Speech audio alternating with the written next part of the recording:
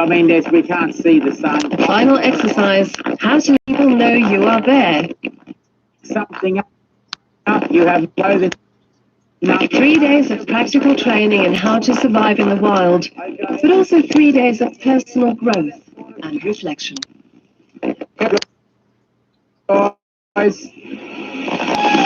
And that's all from us at Global 3000 this week. Do drop us a line and let us know what you thought. You can reach us at global3000@dw.com. See you next time.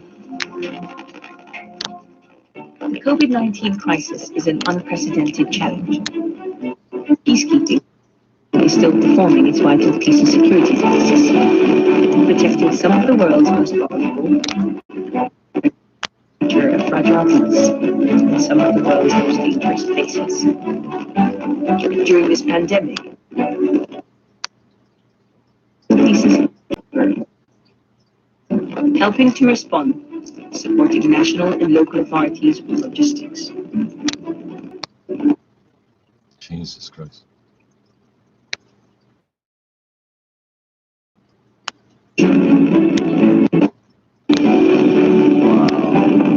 Helping to contain and mitigate, ensuring our personnel are not contagion, helping the most vulnerable, focusing our efforts on the possible spread of COVID-19 in peacekeeping contexts, making sure our operations are prepared. To learn more about our work, visit us at peacekeeping.un.org. In the United States, buildings are responsible for over 40% of carbon emissions. People aren't aware of this. You know, we think about our cars and other things as the things that are producing carbon emissions. But silently around us, all of our buildings, our homes, our office buildings, schools, hospitals, they're all burning energy. And that is a big part of the climate problem. Burning it, destroying it forever, will never exist again. It's a loss. I'm a very active proponent, I guess, of Passive House, because it's just clear to me that it's a very powerful way to transform buildings into a form of climate action. In the clean energy space, we're seeing solar panels and wind just plummeting costs and performance rising really rapidly. We need to take a cue from that and harness science, essentially, to build better buildings. And that's what Passive House does. In order to meet the Paris Accord targets, we need to flatten out emissions by 2020 and then see emissions reduced by half every decade afterward.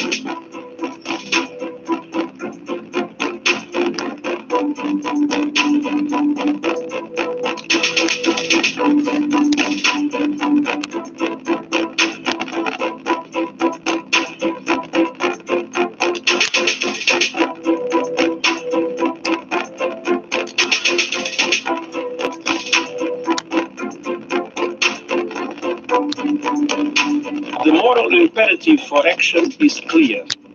All of us, governments, businesses, consumers, will have to make changes. More than that, we will have to be the change. So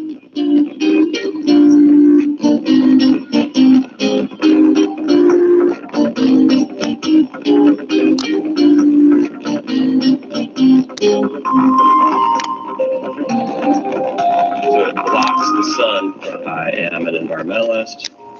I was an engineer for about 10 years. I have been now in construction for about 10 or 11 years. I like to work with my hands, and I like construction a lot.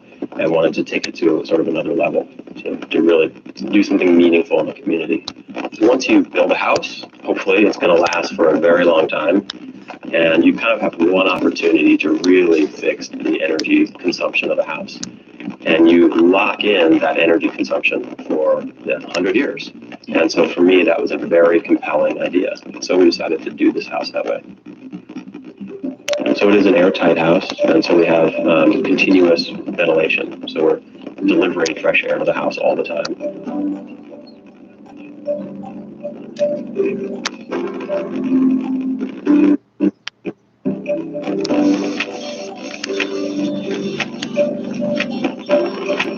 Might be a little challenging to film in here. So this is the heat recovery ventilator. It's bringing in incoming fresh air from outside, and it's filtering that air. So this is delivering fresh air to the house continually. It's not filtering for you, it's filtering it so it doesn't fuck up the bearings of the fan motor. That's another story. The point is, it's got a heat pump, right? What is it? It's got it.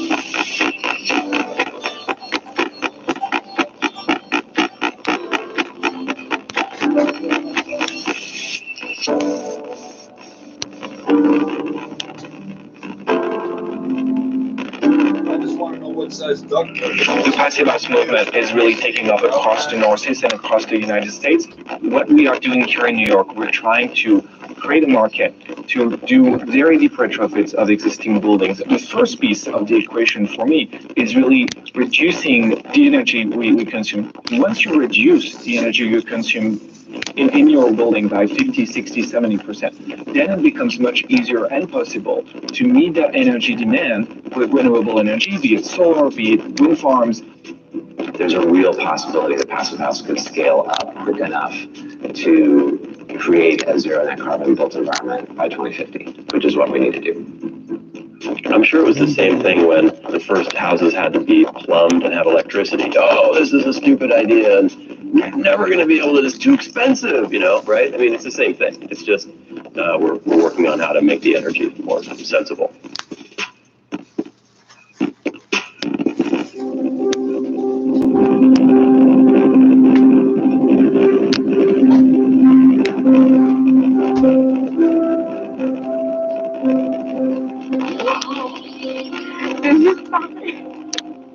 C'est pas la première fois que je vois ça, mais à chaque fois, ça me donne un sentiment nouveau. Et moi, je par rapport à ça, incroyable, non?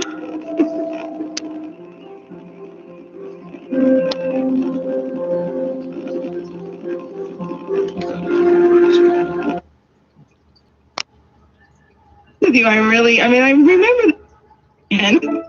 here and there, but him bringing that up, why horses buck? I'm quite interested in learning more about that research. But I was also extremely interested in a post you put on Instagram about women dimming themselves down. In other words, they have patterns of hiding, and these are brilliant women, and some of the patterns include doing this before that, or not being willing to take imperfect action, or endless polishing and over preparing. And I was very intrigued by that because we see this happening at work. I've done it myself, and so I'd like to talk to you this evening about why women do that and why that's a problem, and then we'll get to use some Tic Tacs just in case they start kissing you. I'm automatically attracted to beautiful. I just start kissing them. It's like a magnet. You just pedal it away. And when you're a star, they'll let you do it. You can do anything. And here's Hillary Clinton, who ran against him, facing the heckle, "Iron my shirt" at a rally. Some people think you bring about change by demanding it, and some people think you bring about change by, the remnants of sexism alive and well. You're listening to Crowd Science, a science show. You may be failing to see the connection to science, but bear with me. Crowd Science explores the world around us in response to a listener question. Qui est en première ligne pour venir en aide aux associations sportives. Pour l'heure, ce sont près de 4000 de ces associations qui ont été soutenues dans un contexte qui reste très important. Un sénateur touche $4 300 issus de l'enveloppe de rémunération versée par le Trésor public. Mais comme souvent en RDC, le salaire n'est pas la part la plus importante de rémunération, sans doute aussi pour éviter les foudres d'institutions comme le FMI, dans un pays où une très large partie de la population vit avec moins de $2 par jour. Tout un système de primes s'est mis en place, pris sur le budget de fonctionnement de l'institution, à commencer par un complément automatique de rémunération qui permet presque de doubler son salaire de base, des primes dites politiques aussi, versées aux membres du bureau, des commissions et des groupes provinciaux. Avec le découpage du pays en 26 provinces, tout le monde les touche. Il y a encore les primes pour les congrès ou même les sessions extraordinaires. pour s'assurer de la motivation des sénateurs à siéger ou même à voter. Il y a même des jetons de présence, des primes de lecture, bref, tout se paye, c'est ce qu'explique à RFI un vieux routier du Parlement. Au final, ces primes permettent aux sénateurs de s'assurer à minima un salaire mensuel de 10 000 $.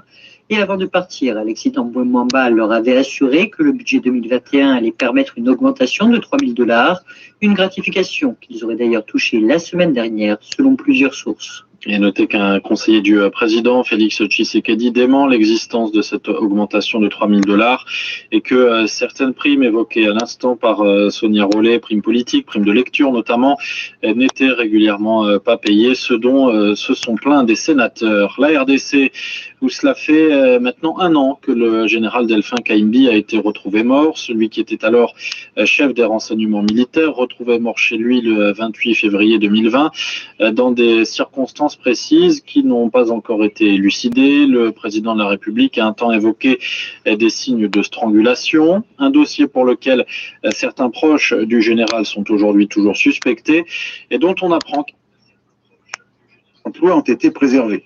L'objectif est aussi d'amener 3 millions de pratiquants supplémentaires à venir s'inscrire dans les clubs d'ici les Jeux Olympiques de 2024, dans un contexte où le sport français a perdu 1/3 de ses licenciés. Reportage signé Jean-Pierre Blimaud dans le 5-7. 5h38 sur France Info, les festivals de films au temps du Covid, avec la Berlinale qui se tient cette semaine en Allemagne. Elle se tient en ligne, bien sûr.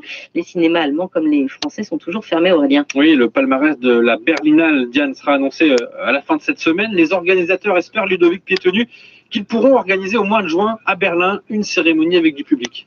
Les films étaient prêts, il fallait bien leur offrir un événement et permettre aux acheteurs du monde entier de se manifester pour faire vivre l'industrie du cinéma autant que possible. C'est donc un marché du film très restreint organisé en ville et un festival en ligne pour les spectateurs. Sur les 15 films en compétition pour l'Ours d'Or, 200 Français. That's your fault. Oh, it's such a sudden change. Well, you had a long time to get prepared. Y'all had the money. We didn't. Men are just bigger. I can see how stronger people might have dominated back when societies were based on who could punch the hardest. So has being stronger and bigger given males the edge which translates into dominance today? Here's Angela saying, journalist and author of Inferior, a book about how science has got women wrong. But we have to remember that not all men are stronger than all women, not all men are bigger than all women, and we know that, from personal experience. We can see it when we look outside. And certainly, the fact that we have matrilineal societies, that we have societies that are egalitarian among humans, suggests that just because men are on average a little bit bigger than women or a little bit stronger than women doesn't necessarily mean that things would have inevitably turned out this way. So I think we have to appreciate that physical strength may be a part of the puzzle, but it certainly doesn't explain everything. Thanks, Angela. We have part of the answer for Paula. If you're wrestling over the TV remote control, being bigger and stronger does give you an advantage. But we do have some human societies ruled by women. So being bigger doesn't necessarily mean men are in charge. I've been thinking about men possibly being top dogs because of their physical strengths. But in a modern world, a good leader needs mental strengths. Studies have shown that people who emerge as leaders are more likely to be more ambitious, social, curious, and have higher IQs. That's where we should focus. Do men...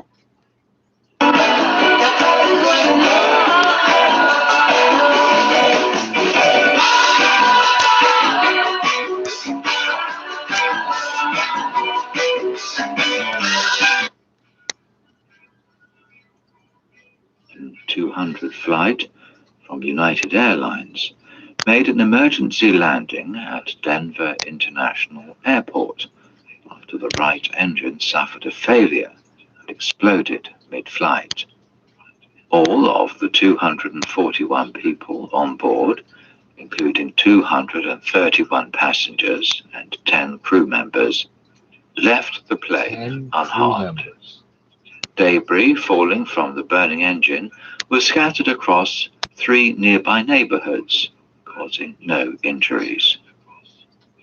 Earlier, on February the 21st, United Airlines said it was removing 24 of its Boeing 777s from service after the Federal Aviation Administration announced the issuance of an emergency directive and required the stepping up of inspections of Boeing 777 flights with the same type of engine involved in the Denver explosion incident.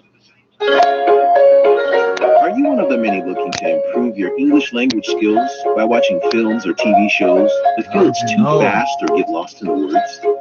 Well, slow things down with Special English, where you can polish your reading.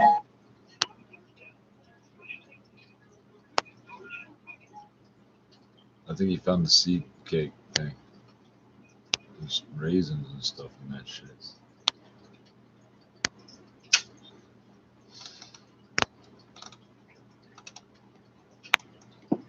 Ow. Of its Boeing 777s from service. Shams Charania, senior NBA insider of The Athletic, reported the news on February the 20th. Having averaged 9.4 points and 7.6 rebounds in 25 games this season. Freaking hair. Cousins, who came back from multiple career-destroying injuries, has shown he's healthy and impactful this season. I really feel like I should set The Rockets had 2 of their recent games postponed because of the Texas storm. Before that, they'd already suffered 7 straight losses, all without Christian Wood, who was dropping, on average, 22 points and 10.2 rebounds before spraining his right ankle earlier. Sports Illustrated believes that the Rockets are trying to rebuild their franchise, younger and smaller, which fits 25-year-old Wood, but not 30-year-old Just against your own standards and values. Absolutely, you make a great point. And if you have a question or you have any issues at work, basically. And those differences, can we extrapolate them through to differences in behavior? Not really, not directly. I mean, we do see differences in behavior and we see differences in anatomy and functional parameters, but we can't really say that the differences we see in the brain measures cause the differences in behavior. Frankly, we can't do that for hardly any differences in behavior, not even just sex differences, anything at all. There really aren't, very good known brain parameters that correlate with, say, how extroverted somebody is, or how nurturing they are, or how conscientious they are. Any of those personality traits, those differ between people, and brains differ between people, but we haven't been able to find what it is in the brain that correlates with those things. And it's probably because there is, frankly, not a direct relationship between one bit of the brain and one behavior. So Kevin says there are differences within the brain which, unlike Gina, he considers significant. But these differences don't currently tell you if someone's going to be more ambitious or social or any other personality trait for that matter. Oh, so this thing about Crowd Science has spoken to 2 very good scientists with decent reasons for their different conclusions. But this idea of looking into our brain to find sex differences, or no sex differences, is a hot topic. There are people desperate to show that men and women are alike, or that men are from Mars and women are from Venus. So you do get a lot of arguments, often based on flimsy evidence. Who's right? Angela Saini has researched the culture behind the research into sex difference, and I asked her for answers. I think we have to remember that science exists in the real world. It doesn't sit outside it. It is part of society. These are human beings doing these things. They've also been affected by their own biases and prejudices when they ask the questions that they do. When women started entering the sciences in very large numbers after the Second World War, when they started becoming professors in the 60s and 70s, we saw many outdated pseudoscientific ideas about women and men suddenly being debunked. And the reason for that is when you only have a certain mindset, or you only have a certain set of stereotypes that you're working within, then of course whatever you come up with, whatever theories you propose, are going to reflect that.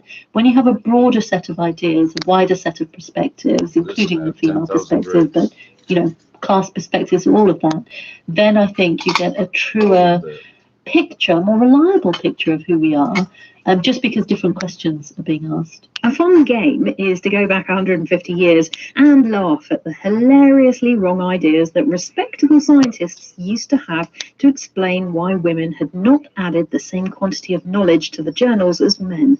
Darwin, in keeping with men of his time, thought women, though generally superior to men in moral qualities, are inferior intellectually. On examining my own bias, I have to admit that, for example, 2 weeks ago when Crowd Science looked at how we navigate, I was a little crushed to hear that women are generally not as good as men. You can find that show and many other episodes of Crowd Science on BBC Sounds. Anyway, let's get back to the science.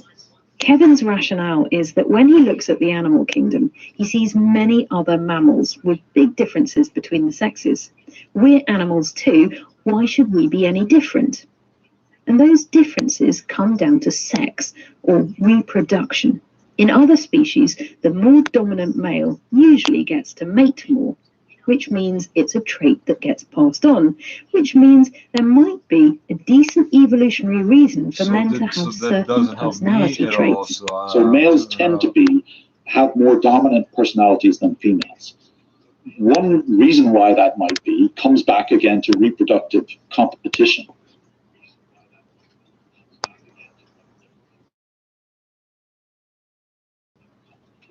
En Afrique et ailleurs, la chercheuse Sylvie Brodeloup est l'un de ses auteurs. Elle répond aux questions de Laurent Coron. Bonjour Sylvie Brodeloup. Bonjour. On va tout de suite faire tomber deux mythes avec vous. Le premier mythe, c'est celui selon lequel l'Afrique serait une terre d'immigration, en tout cas plus que le reste du monde. Oui, d'abord, contrairement aux idées reçues, l'immigration n'est pas un phénomène massif, puisque la migration internationale ne concerne que 3,2% de la population mondiale. Et quant aux Africains, eh bien, ils ne sont pas plus grands voyageurs que les autres, voire peut-être moins que les autres, puisque selon les sources des Nations Unies, notamment en 2015, eh bien, ces migrants ouest-africains ne représentaient que 2,9% de l'ensemble de la population ouest-africaine. Donc c'est vraiment un phénomène minoritaire. Oui, c'est un phénomène minoritaire. Quand les populations africaines émigrent, elles ne vont pas vers l'Europe, elles vont plutôt vers d'autres pays du continent. Oui, tout à fait. Contrairement à ce mythe tenace qui est répandu, eh bien, les routes de la migration africaine mènent rarement en Europe.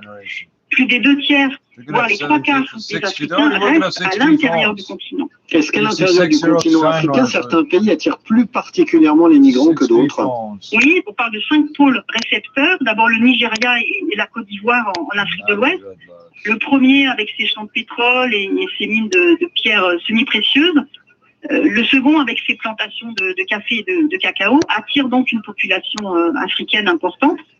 Troisième pôle, cette fois-ci en Afrique centrale, le Gabon, pays beaucoup moins peuplé, avec ses chantiers de construction, mais aussi ses hydrocarbures, à l'instar de la Libye, en Afrique du Nord, qui a continué aussi à attirer des populations des pays voisins, tout cela en dépit des exactions et des expulsions répétées. Et puis, dernier pôle récepteur, l'Afrique du Sud, dont les mines d'or et de diamants continuent d'attirer aussi une multitude d'ouvriers, zimbabwéens, mozambicains.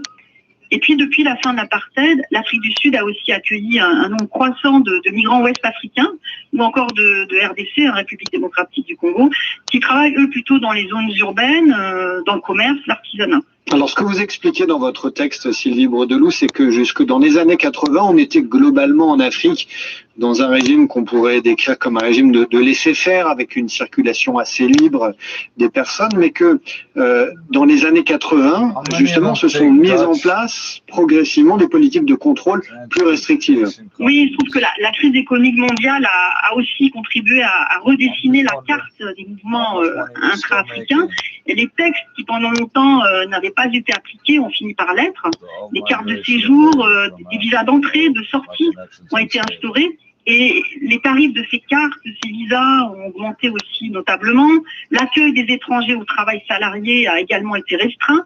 Là, je renvoie à la politique généralisée qu'on a appelée d'ivoirisation, de zaïnirisation, de gabonisation des cadres et puis ensuite du commerce.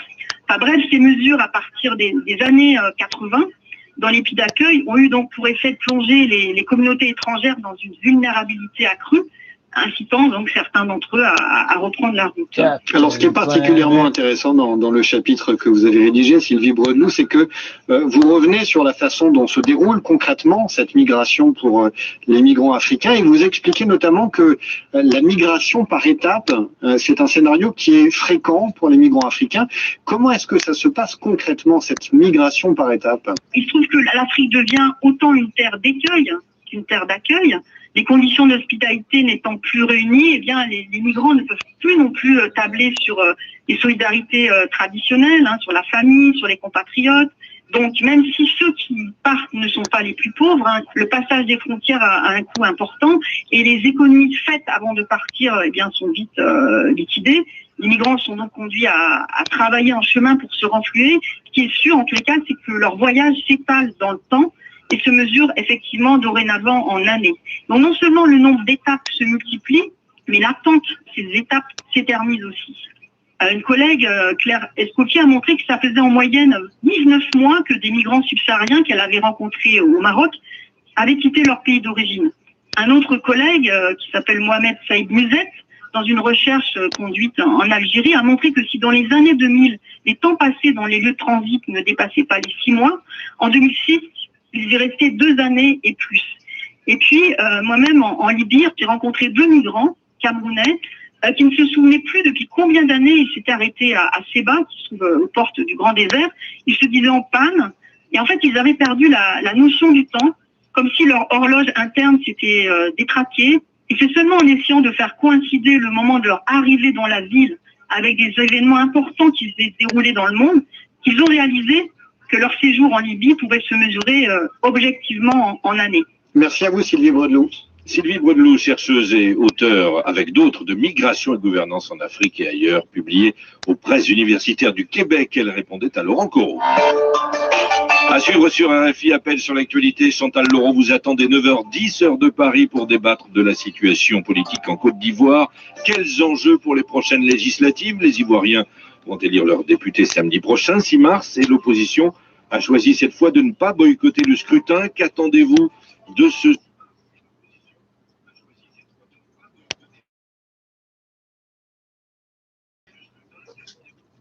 the rise. The charging bull is certainly one of the most photographed subjects in the Big Apple. A legend has developed that if visitors rub the nose, horns and testicles of the bronze bull, they'll have good luck. The shininess of those parts of the sculpture attests. Human beings. That is the end of today's program. I hope you'll join us every day to learn English at a slower pace.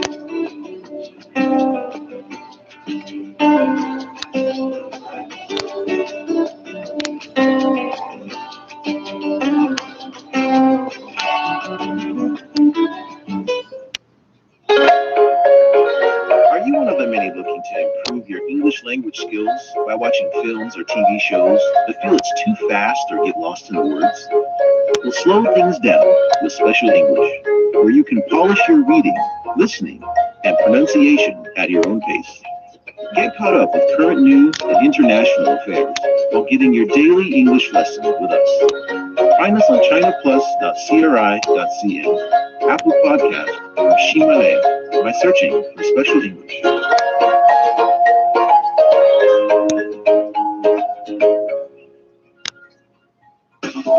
You are familiar with English news presenting in this mode. State broadcaster reported numerous property development companies are now trying to understand English news presenting in another mode. Tons of illegal animal products have been seized and over 400 suspects arrested. The pace might be a little bit slower, but it's still the same news you want to know. Tune in to Special English. La décision a suscité, comme souvent avec ce sujet, polémique, texte incendiaire et éditoriaux inquiets. Hasbro insiste sur le fait que Monsieur et Madame Patate existent toujours. C'est juste le nom officiel de la marque et le logo qui perdent leur chance. Voilà, on dira donc juste patate. Merci à vous, Loïc Piala. À bientôt chez vous. C'est dans le 5-7 de France Info. tous les matins. 5h56, l'heure du monde d'Élodie. Avec Diane Ferchit ce matin, l'écrivain géologue universitaire Olivier Merle, l'invité d'Élodie Sugo. L'auteur de Libre d'aimer et de Noir négoce, qui nous a plutôt habitués au roman historique, sort son tout premier polar, une affaire obsédante, son titre Dans l'ombre du loup. Mais Olivier Merle a beaucoup hésité avant de se lancer dans son écriture, comme il le confie à Élodie Sugo. Bon, c'est mon 10e roman et à vrai dire, c'est mon premier polar. Donc c'est la première fois que je me lance dans ce genre-là. J'avais envie depuis longtemps de le faire. Ça faisait déjà 4-5 ans que j'avais envie de faire ça. Species, we are better than our basic instincts. So the problem is the last time I read books basically in French, just randomly any type of books I wanted to, was grade 5, because in grade 6 everything switched to English. And also coincidentally there were no fucking books in these classrooms after that. Which didn't help either. So I can't read adult level French language books, right? Because they just switch it somehow. I'm supposed to, right? That's helpful. That's Canada. Canadian vaccine clinic, no vaccines. Canadian dairy control system, we dump 30,000 liters of milk down the drain. What else was there? Canadian sewage treatment. Please stop dumping cleaning products down the sewer. It's too clean. Okay. given men the upper hand in an era where physical aggression was the best way of getting what you want. Gina and Kevin may have different opinions on male and female brains, but they agree that the variation we see between individuals is much greater than the variation we see between sexes. So really, someone's sex isn't that relevant in predicting their interests, or their personality, or their career prospects. You could argue that the solution is to care less about someone's sex. You use the term relevant, which I think is great, because I think people talk about, gender neutral parenting and a gender neutral future. And I think the only way forward is for gender to be irrelevant, or sex to be irrelevant, if you like. You happen to be born as a male or female, which gives you the appropriate. Polar d'Olivier Merle est publié chez XO Éditions. Merci Diane, 5h58 la météo. Christine Peña dans le calme, mais froid ce matin. Oui, à la faveur d'un ciel dégagé. Le froid de la nuit s'est vraiment installé. Il y a de nombreux endroits où les températures sont proches de 0, voire négatives. -2 à Mulhouse ce matin, en ce moment, 0. What the fuck are you doing? There's no food back there. There better not be food back there. Toulon et Toulouse. Les températures cet après-midi, en revanche, reprennent des couleurs. La masse d'air, d'ailleurs, sera assez homogène. Il fera 14 à Paris, 16 au Mans, à Rennes, à Nantes comme à Montpellier et Ajaccio, 17 à Bordeaux, Bayonne et Lyon et 18 du côté. Today's episode was produced by Caroline Steele and presented by Marnie Chesterton. The Crowd Science team gets less questions from women, so if you're a woman with a question, then I urge you to get in touch with the Crowd Science team like I did. You can email crowdscience@bbc.co.uk. Thanks for listening. Bye. This is the BBC World Service, getting inside the brain of one of the richest people on the planet. Jeff Bezos is the e-commerce giant, worth nearly $200 billion. Bezos can kind of peer into the future and force new things. If you're going to go in, you need to go in a big way. I'm David Baker, and I'll be finding out the secrets of his success. Inside the brain of Jeff Bezos.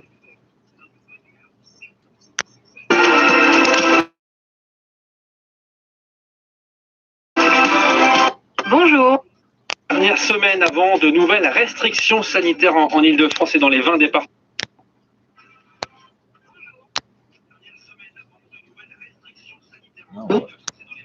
Service, the world's radio.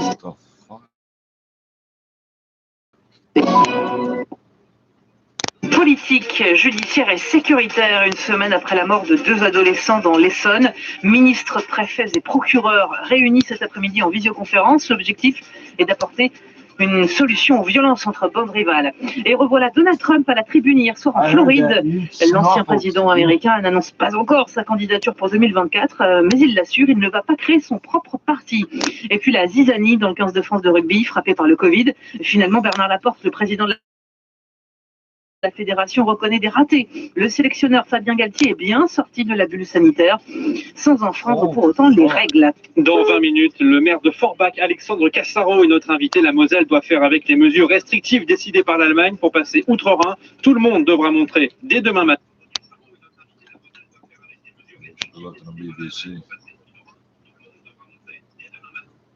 Orlando en Floride avec Donald Trump en invité de marque. Un mois après son départ contre son gré de la Maison-Blanche, le discours de l'ex-président était très attendu par ses supporters et il ne les a pas déçus, critiquant tour à tour. Tonight, the Frank McCroky story, Sea Legs. Suspense or exploit?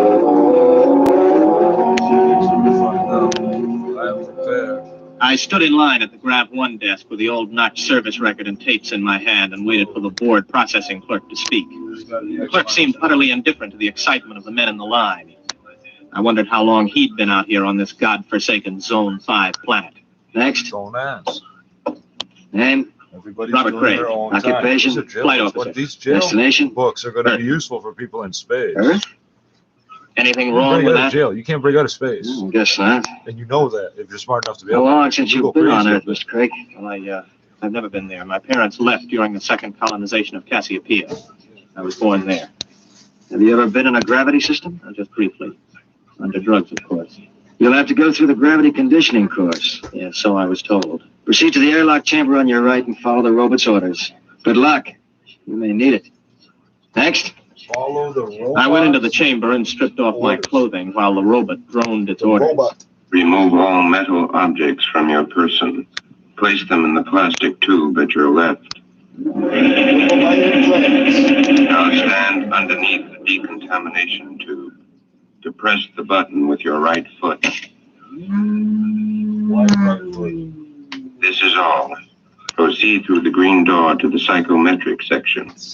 Please respond quickly to orders, and so do not impede the progress of others. Next, please. The door to the psychometric section led into a pleasant but cold-looking room with a single metal desk. A man with a balding, high forehead sat behind the desk. Mr. Gray, have a seat. I'm Captain Wyandotte, the psychological officer. Nice to meet you. Yes, well, let's see your records. You list your destination as Terror. You're certain you wish to go to Earth? Of course I'm certain. You're somewhat aggressive, Mr. Craig. Look, I've been standing in line taking orders from clerks and robots for 6 hours. Every time somebody sees that I'm headed for Earth, I get the fisheye. Are they jealous or what? I hardly think so. You've been a spaceman for 16 years, Mr. Craig. You've been zooming around in the countergraph systems and the outer galaxies without any restraints or self-discipline. Have you ever spent 6 weeks strapped into a grav seat on a space rocket, Captain?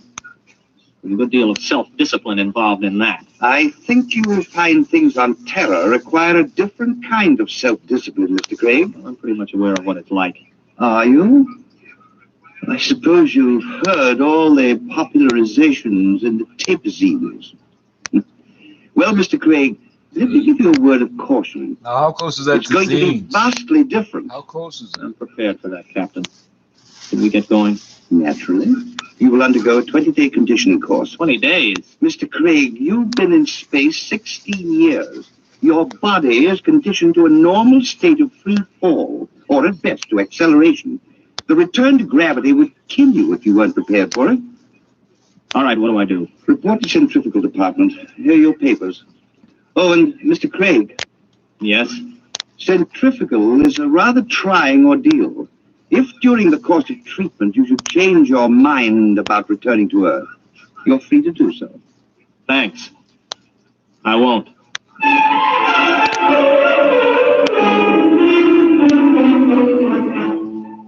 I'd heard about centrifugal, but you can never really know about these things until you experience them. 4 times a day, we were whirled around until it seemed as if our insides were too big for our bodies. On the 12th day, it got to be too much for me. Realize that's not going to help you with I gravity. was in the base hospital for 5 days. My roommate was an old space bum they brought in to die with a case of ruptured veins. Oh. His name was Charlie Brockman. How you feel, son?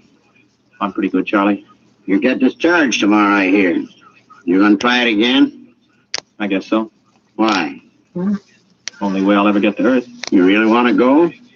That's right. You talked to anybody been there last 10 years or so? No, you don't get to talk to many people from Earth and the galaxies.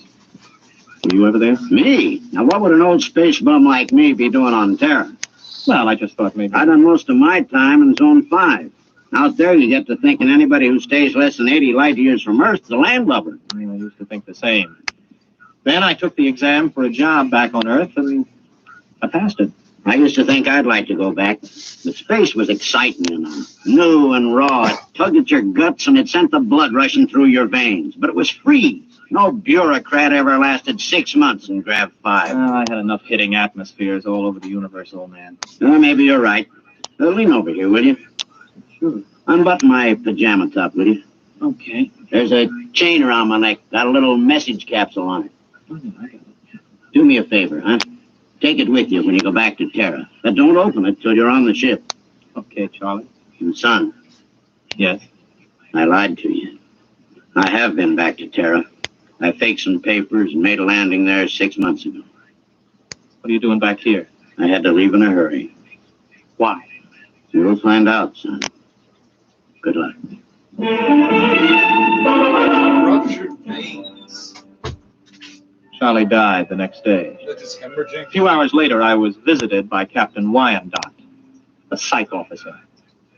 Wyandotte. How are you feeling, Craig? Okay. You still want to go back to Earth? Yes? You're completely sure you want to live out your life there, to give up space service for it? Look, we've gone through this, Captain. Now, you tell me that spacemen don't settle down on Terra, yet you won't or you can't tell me why.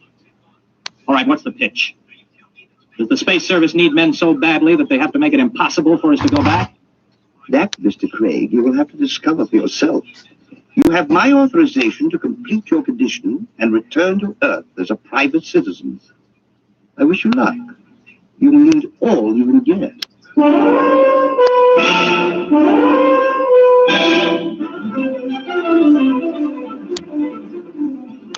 Somehow I managed to survive the torments for 18 days. I was ready to return to Earth. A month later, I descended from a huge intergalactic jet at Los Angeles Spaceport.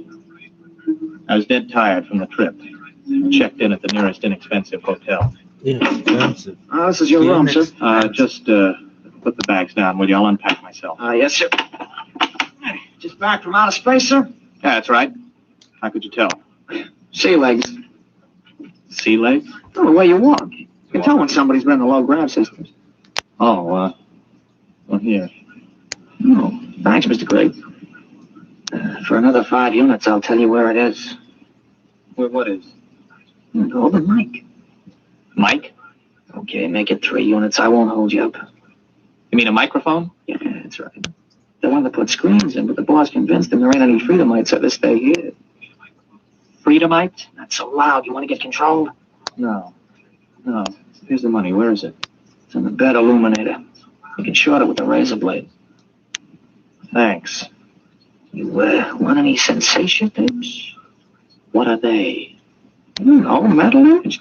Oh, boy, you've been away from Terra a long time. Wait a minute, before you go, son. Yeah? Where's the minerals building? I have to report there for a job interview. Oh, it's in the government cluster, 5th level at X and 2nd. Thanks. I'll want breakfast about 8 o'clock. I'll need your ISS units. My what? Your ration units. I don't have any ration units.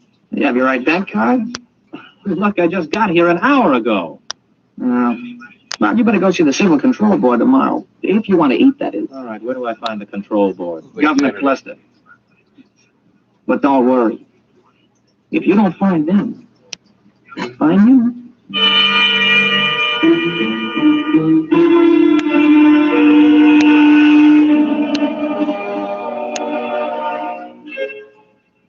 to sleep that night with the uneasy feeling that somebody was watching me. It had been a weird day. I hadn't exactly liked it. Well, I told myself it figured that there'd be more formalities and rigmarole on Earth than there were out in the systems, especially at first. Still, I couldn't get the idea of the concealed microphone out of my mind. You never relax, Mr. Craig. You are Mr. Craig? Yes, Robert Craig.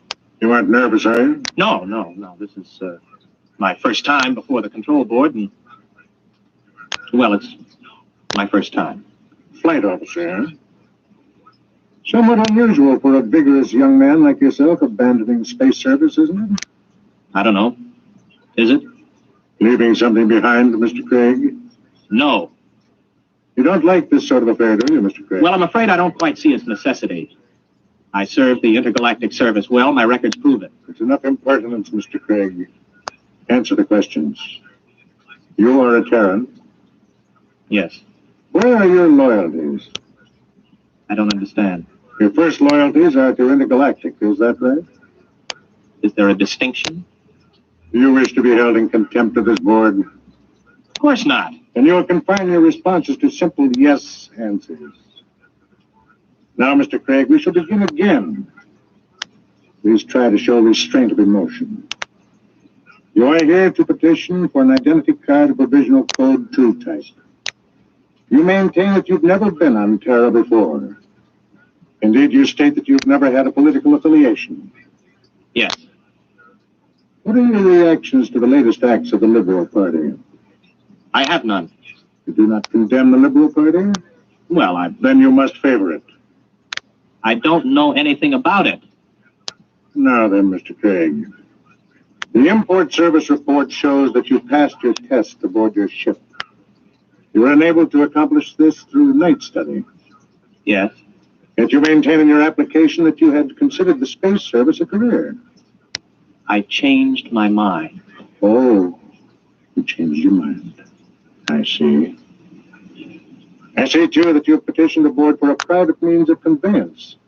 Why do you wish to own your own transportation vehicle? To make it easier to get around, I report to my job. And what job? I passed the exam for the import service. I report today. Where are you living, Mr. Craig? At the Star Hotel. Very well. You'll wait outside in the waiting room until you're called again. I waited about 2 hours in the porcelainized waiting room of the Civil Control Board.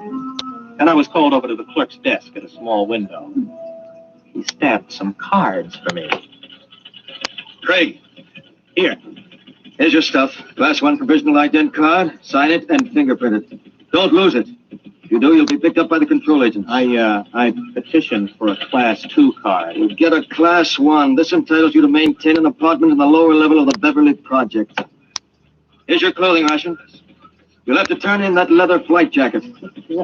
No, wait a minute. I had this made on Chuan. Listen, I can remove the insignia. That is not the point. Your clothing ration is defined by law. There are no exceptions. This is your food ration. What's all this medical stuff on the card? You are rationed fairly in accordance with your particular metabolism. Oh, you're kidding. I do not kid, Mr. Craig. Well, what about a car? I asked to be allowed to buy a car. I see. Your petition to be permitted to purchase a private means of transportation is hereby denied.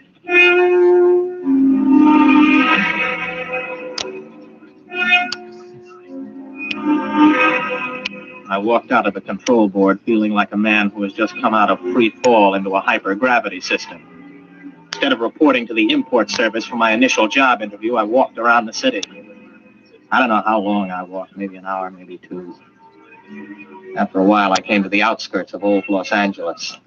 There was a big fence around it and the usual signs. Radioactivity, beware. But just a pile of rubble and twisted girders.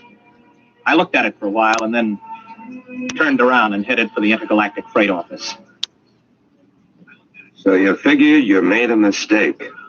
Yeah, that's right. You don't hear much about Terra out there. And you want me to sign you back into intergalactic? Yes. You got any character references? No, not here on Earth, but I can post a good-sized bond if they'll release my ISS unit. What's your rating? I can handle anything up to 15 G's acceleration on my old license. You got a Duran contract with import service, you said? Haven't started work yet. Look, kid. Mr. Craig, is it? How long you been on Earth? 2 days. So you're a spaceman. Flight officer, ex-flight officer. You know how to navigate through 4-star zones and the asteroid belt thrown in. You got a license for 15 G's, could get 5 more with a check flight. You got enough brains to pass the import senior router's exam. But you ain't got enough sense to come in out of the rain. We get guys like you every day. You're hot, you're big, you're raring to go. But you ain't going nowhere. I'm listening. I don't know how you got here, Craig. Maybe you did quit honorable, or maybe you went and burned up a colony someplace. That would be in my records. The point is, it don't make any difference. Nobody leaves Terra without a permit. Nobody gets a permit to go back to space once he hits this old apple. Why not? Are you afraid somebody will tell what it's like? Oh, son, you got things to learn. One is you don't go shooting off your mouth. Another is, Terra's changed a lot since the radioactive wars. We're going places, doing things. Big places, big things. You've got to fit into that, kid. Move with it. Stick around. You still got your sea legs. You're gonna like it here. You can make a quick dollar and spend it quick, too. But you'd better smarten up, or you'll finish scrubbing radioactive dust off girders. That's the story, huh? The whole story? That's it. Everything runs by a system. And, son, you can't fuck the system. Yeah. I don't suppose there's any place around here a guy could get a quick drink. Oh, yeah, out at the end of Y Street, they got a little place you can buy Acadian tars. Pluto's, they call it. Thanks. Yeah, get it out of your system, then settle down. That's my advice. Thanks. So long. Get me the control agent. He just left here. He's on his way to the Pluto Cafe.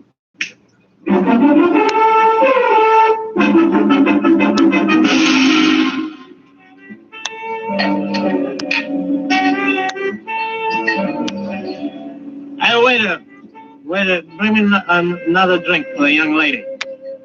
Now then, where were we? Well, I don't know. In fact, I still don't know why you're buying me free drinks. I told you I want somebody to talk to. You a purist? Or maybe you don't like the brand of sensation tapes they're peddling these days. No, you don't have a bad face, really, underneath the makeup. I mean, it's a little crooked, but it ain't bad, really. Thanks. Does me pretty good. Now, what's your name? Gloria? Oh, sure, I remember. Gloria! Maybe you had enough to drink. No, not yet. You know, I look around, I see all these people with their faces all froze up like plastic. And I feel like I got to know somebody, like go out of my mind. So what happens? Everybody is afraid. I mean, what happened? Whatever happened to freedom?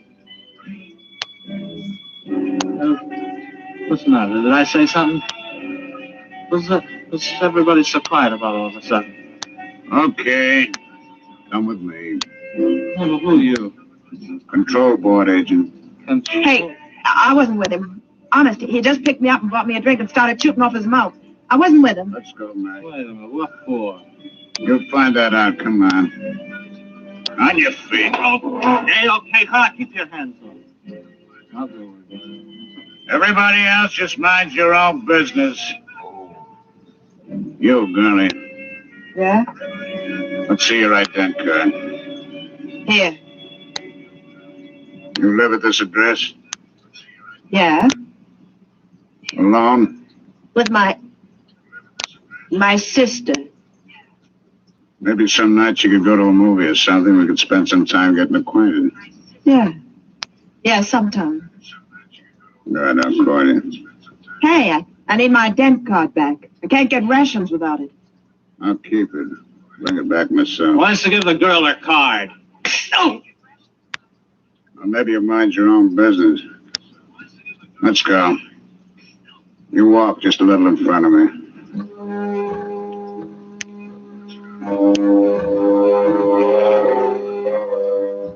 He was a big man, maybe 250 pounds, and he shuffled when he walked. He'd hit me right across the right shoulder with a sort of rubber truncheon. Now it began to ache. We're walking along a sort of back street. Everywhere in the universe there were such streets. Streets where you could find freedom in anonymity, a compromise between lawlessness and law. They are permitted by the authorities because it is necessary to have a place for those who are not permitted elsewhere. Okay, step into the doorway. Hurry up, you fool. We're being followed. Well, we're followed by who? Don't ask questions as soon as you're told. Don't I have any right? You got the right to get hit over the head unless you do what you're told. Now quit. They're coming. In here. Hurry. Who are they shooting at, you or me? Both of us, down these steps. Stop! Robert will fire! Through this door. Now, duck behind that pillar. Don't make a sound. You see them? Nice trade! Come on, they probably slipped out. Walk through the tunnel behind you. One false move and you're finished. Go on.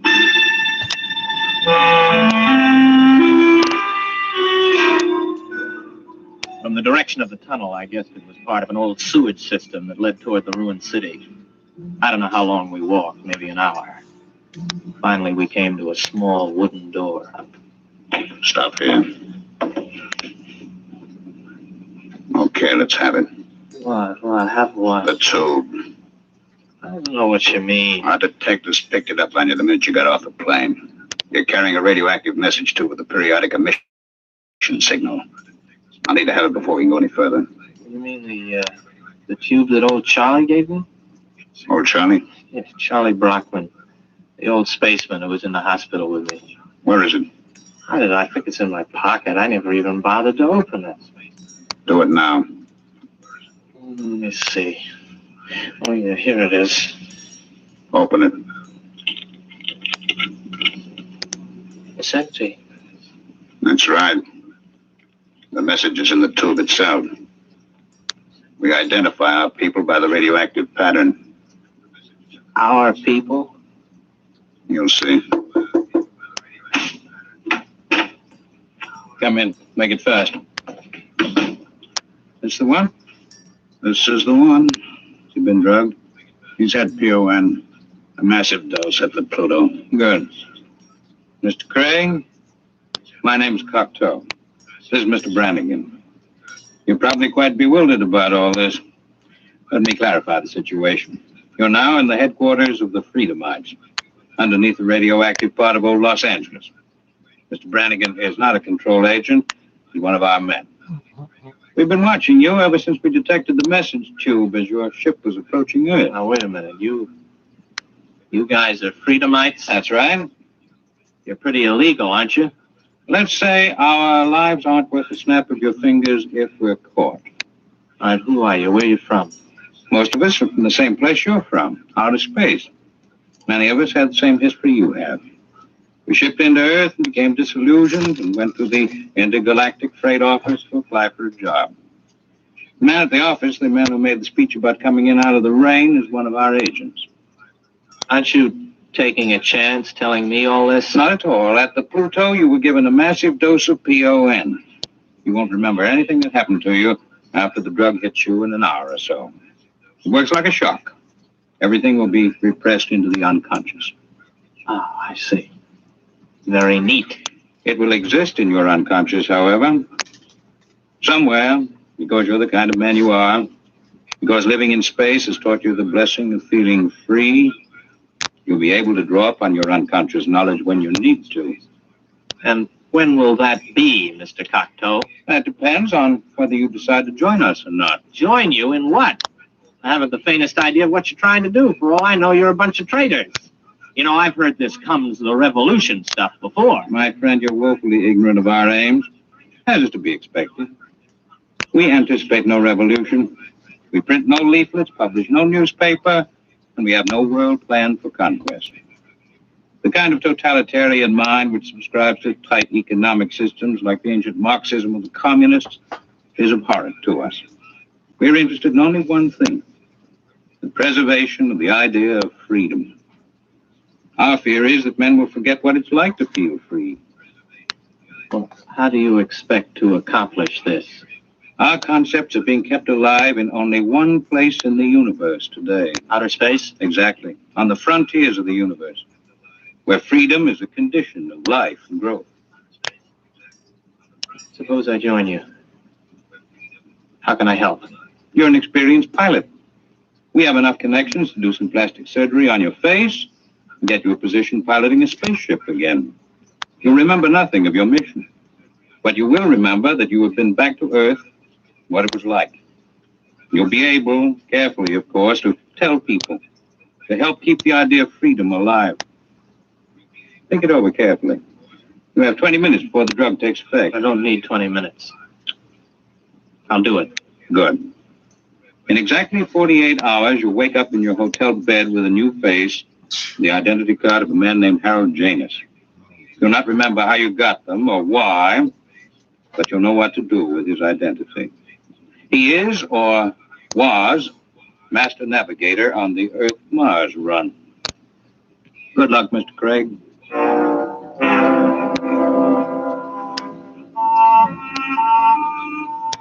I woke up in the hotel bed, feeling like a man who has hung one on, but good. I looked into the mirror and I saw the face of another man. I looked in my wallet and discovered that I was Harold Janus, navigator for Intergalactic, holder of a license for 15 Gs. I wondered where it came from, how I got it, but I asked no questions. This license, this ident card, meant freedom. I walked out of the hotel feeling steady for the first time. I'd gotten my sea legs at last.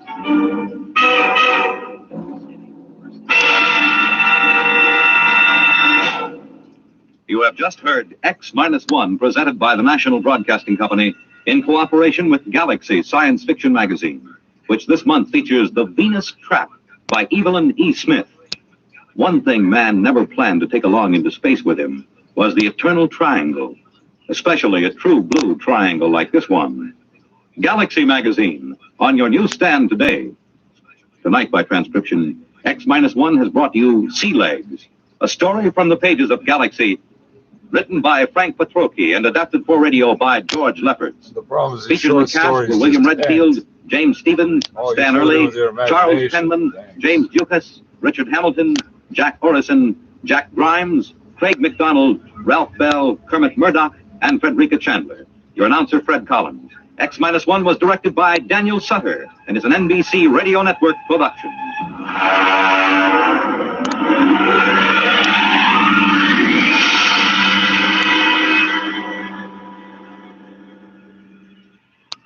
Hear politics and primaries. You're listening to Chin Radio AM 1540, the voice of multicultural Toronto, bringing you the latest updates on COVID-19. Stay informed, stay safe, and stay tuned to Chin Radio AM 1540.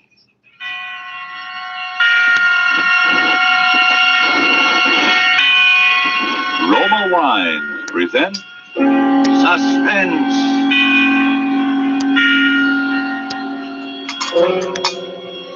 Roma Wines, made in California for enjoyment throughout the world. Salud, your health, senor. Roma Wines toast the world. The wine for your table is Roma Wine, made in California for enjoyment throughout the world. This is the Man in Black, here to introduce this weekly half hour of suspense. Tonight from Hollywood, we bring you, in response to requests from many thousands of listeners, Miss Agnes Moorehead, in one of the most famous suspense plays this series has ever presented, Sorry, Wrong Number. But before we raise the curtain on suspense, here is a message from your host, the Roma Wine Company of Fresno, California. Sometimes it seems we must go far afield to discover riches that were right at hand all the time. As you discover in listening to a conversation which might be taking place at the smart Coral Beach and Tennis Club in Bermuda.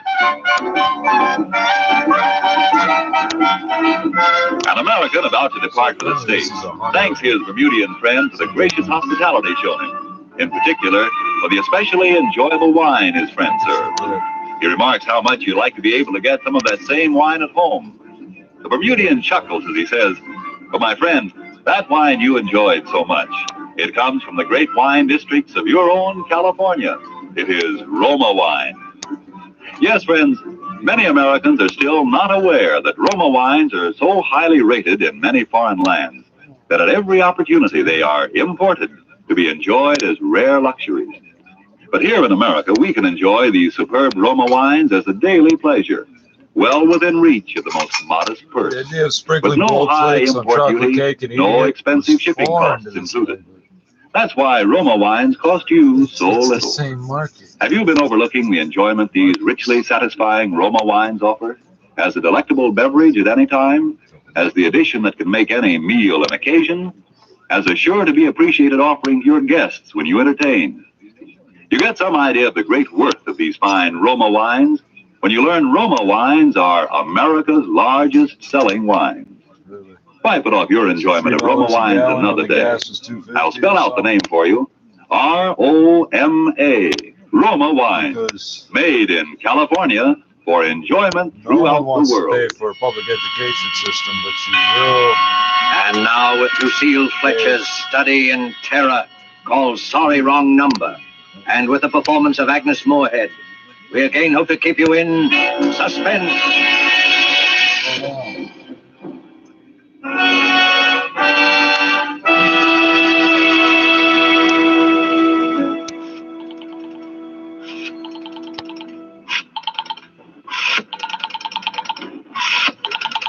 I grew up knowing how to use one of those. I know what that is. Oh, dear.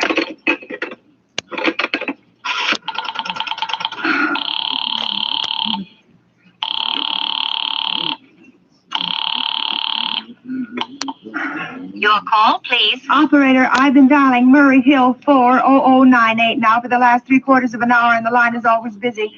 I don't see how it could be busy that long. Will you try it for me, please? I'll be glad to try that number for you. One moment, please. I don't see how it could be busy all this time. It's my husband's office. He's working late tonight, and I'm all alone here in the house. My health is very poor, and I've been feeling so nervous all day. Ringing Murray Hill 40098. Skynet, the old ladies who would have done everything. Hello?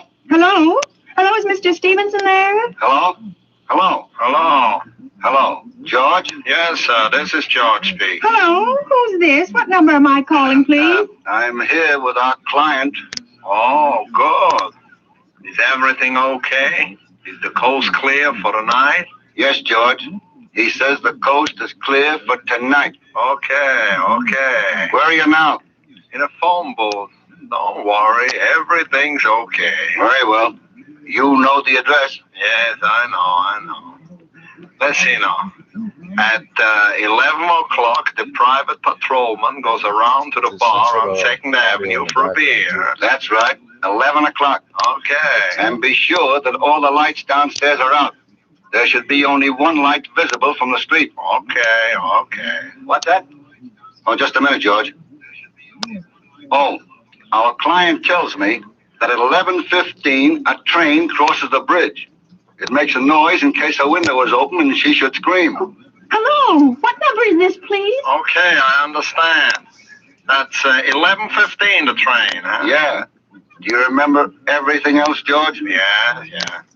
I'll make it quick, as little blood as possible, because our client does not wish to make her suffer long. That's right.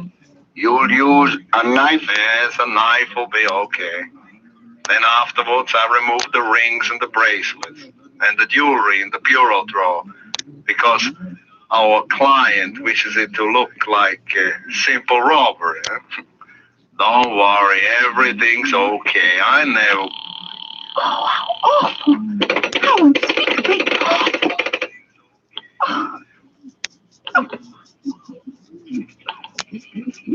Your call, please. Operator, I've just been cut off.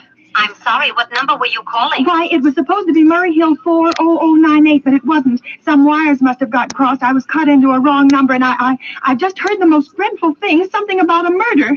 And, operator, you'll simply have to retrace that call at once. I beg your pardon. May I help you? Oh, I know it was a wrong number and I had no business listening, but these two men, they were cold-blooded fiends and they were going to murder somebody, some poor innocent woman who was all alone in a house near a bridge. And we've got to stop them. We just got to. What number are you calling? Well, that doesn't matter. This was a wrong number and you dialed it for me and we've got to find out what it was immediately. What number did you call? Oh, why are you so stupid? What time is it?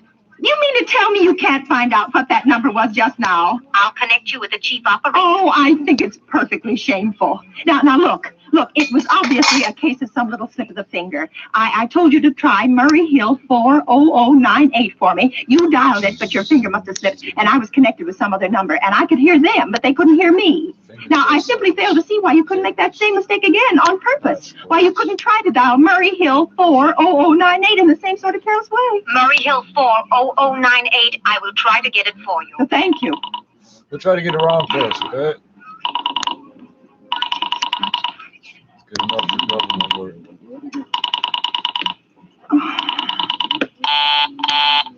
I am sorry, Murray Hill 40098 is busy. I will call you Operator! Your call, please. You didn't try to get that wrong number at all. I asked you explicitly, and all you did was dial correctly. I am sorry. What number are you calling? Well, can't you for once forget what number I'm calling and do something for me? Now, I want to trace that call. It's my civic duty and it's your civic duty to trace that call and apprehend those dangerous killers. And if you won't... I will connect you with the chief operator. Well, please.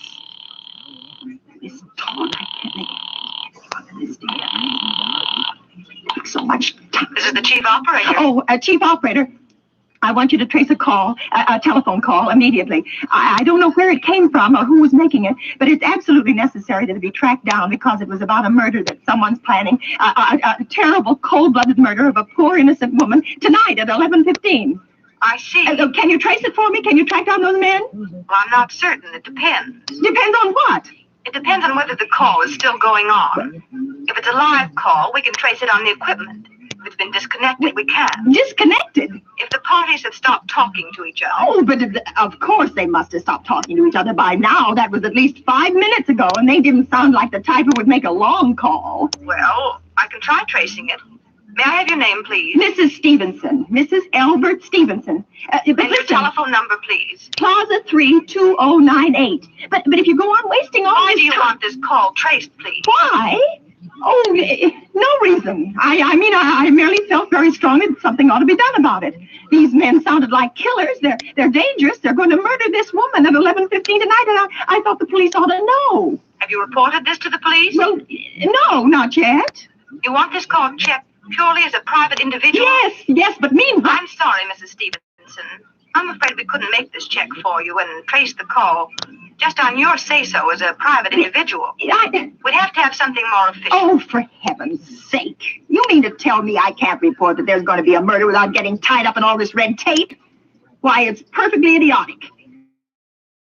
Well, all right, I'll call the police. Thank you. I'm sure that would be the best way to do it. Ridiculous. Such nonsense. Utter nonsense. Your call, please? The police department. Get me the police department, please. Thank you. Ringing the police department. Oh, can't you ring them direct? This time. Police station, precinct 43, Sergeant Martin speaking. Police department, this is Mrs. Stevenson, Mrs. Albert Smythe Stevenson of 53 North Sutton Place. I'm calling up to report a murder. Huh? I mean, the murder hasn't been committed yet, but I just overheard plans for it over the telephone, over a wrong number that the operator gave me. I've been trying to trace down the call myself, but everybody is so stupid, and I guess in the end, you're the only people who could do anything. Yes, ma'am. It was a perfectly definite murder. I heard their plans distinctly. 2 men were talking, and they were going to murder some woman at 11:15 tonight. She lived in a house near a bridge. Are you listening to me? Oh, yes, yes. And there was a private patrolman on the street. He was going to go around for a beer on 2nd Avenue, and there was some third man, a client, who was paying to have this poor woman murdered. They were going to take her rings and bracelets and use a knife. Well, it's unnerved me dreadfully, and I'm not well. Yeah. Yes, I see. Well, when was all this, ma'am? About 8 minutes ago. Oh, then you can do something you do understand. What's your name, ma'am? Mrs. Stevenson, Mrs. Elbert Stevenson. And your address? 5353 North Sutton Place. That's near a bridge, the Queensboro Bridge, you know. And we have a private patrolman on our street, and the 2nd Avenue is the next. And what was that number you were calling? Murray Hill 40098. But that wasn't the number I overheard. I mean, Murray Hill 40098 is my husband's office.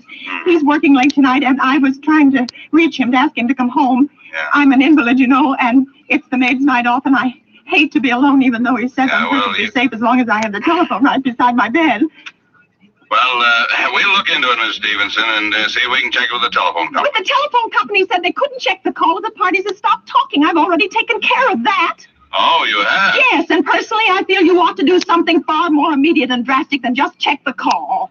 What good does checking the call do if they stop talking? By the time you track it down, they'll already have committed the murder. Yeah, well, we'll take care of it, don't you worry. I'd say the whole thing calls for a search, a complete and thorough search of the whole city. I'm very near the bridge, and I'm not far from 2nd Avenue, and I know I'd feel a whole lot better if you sent around a radio car to this neighborhood at once. Well, what makes you think the murder is going to be committed in your neighborhood, ma'am? Well, I don't know. Only the coincidence is so horrible. 2nd Avenue is the patrolman, the bridge. Yeah, well, 2nd Avenue, you know, is a very long street, ma'am. And you know how many bridges there are in the city of New York alone. Not to mention Brooklyn, Staten Island, and Queens, and the Bronx. I know all that. How do you know there isn't some little house on Staten Island, on some little 2nd Avenue you never heard about? How do you know they were even talking about New York at all? But I heard the call in the New York dialing system. Well, maybe it was a long-distance call you overheard. You know, telephones are funny things. Now, look, lady, why don't you look at it this way? Supposing you hadn't broken in on that telephone call. Supposing you got your husband the way you always do. You wouldn't be so upset, would you? Well, I suppose not, only it sounded so inhuman, so cold-blooded. Well, a lot of murders are plotted in this city every day, ma'am. We manage to prevent almost all of them, but a clue this kind is so vague, isn't much more use to us than no clue at all. But surely you can... Unless, of course, you have some reason for thinking this call was phony and that someone may be planning to murder you. Me? Oh, yeah. No. No, I hardly think so. I mean, why should anybody? Well, I'm alone all day and night. I see nobody except my maid Eloise. She's a big 200-pounder. Yeah. She's too lazy to bring up my breakfast tray, and the only other person is my husband Albert. He's crazy about me. He adores me. He waits on me hand and foot, and has scarcely left my side since I took sick 12 years ago. Yeah, well, then there's nothing for you to worry about. And now, if you'll just leave the rest of this to us, we'll take care of it. But what will you do? It's so late. It's nearly 11 now. We'll take care of it, lady. Well, will you broadcast it all over the city and send out squads and warn your radio cars to watch out, especially in suspicious neighborhoods like mine? Lady, I said we'd take care of it. Now, I've got a couple of other matters here on my desk that require immediate attention. So good night, ma'am. Thank you. Oh, you idiot. So why did I hang up the phone like that? Now he'll think I am a fool. Oh, why doesn't Albert come home? Why doesn't he? The operator again. No. Your call, please. Operator, for heaven's sake, will you ring that Murray Hill 40098 number again? I can't think what's keeping him so long. I will try it for you. I'm so nervous.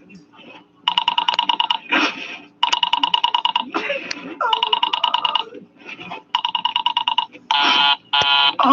I'm sorry, Murray Hill 40098 is busy. I will call I can hear it. You don't have to tell me. I know it's busy. Oh, if I could only get out of this bed for a little while. If I could get a breath of fresh air or just lean out of the window and see the street. Hello, Albert? Hello? Hello? Oh, what's the matter with his phone? Hello? Hello? Hello? Hello? Oh, for heaven's sake, who is this? Hello? Hello? Hello? For heaven's sake, listen to me. Oh. Answer somebody. Answer somebody. your call, please. please? Hello, operator. I don't know what's the matter with this telephone tonight, but it's positively driving me crazy. I've never seen such inefficient, miserable service. Now, look, I'm an invalid and I'm very nervous and I'm not supposed to be annoyed. But if this keeps on much longer... What seems to be the trouble? Well, everything's wrong. I haven't had a bit of satisfaction out of one call I've made this evening. The whole world could be murdered for all you people care. And now my phone keeps ringing and ringing and ringing and ringing every 5 seconds or so. And when I pick it up, there's no one there. I am sorry. If you will hang up, I will test it for you. I don't want you to test it for me. I want you to put that call through, whatever it is, at once. I'm afraid I cannot do that. You can't? And why? Why, may I ask? The dial system is automatic. If someone is trying to dial your number, there is no way to check whether the call is coming through the system or not, unless the person who is trying to reach you complains to his particular operator. Well, of all the stupid... And meanwhile, I've got to sit here in my bed suffering every time that phone rings, imagining everything. I will try to check the trouble for you, madam. Check it, that's all anybody can do. Oh, what's the use of talking to you? You're so stupid. I'll fix her. Oh, impudent. How dare she speak to me like that? How dare she speak to me like that? No satisfaction out of anybody.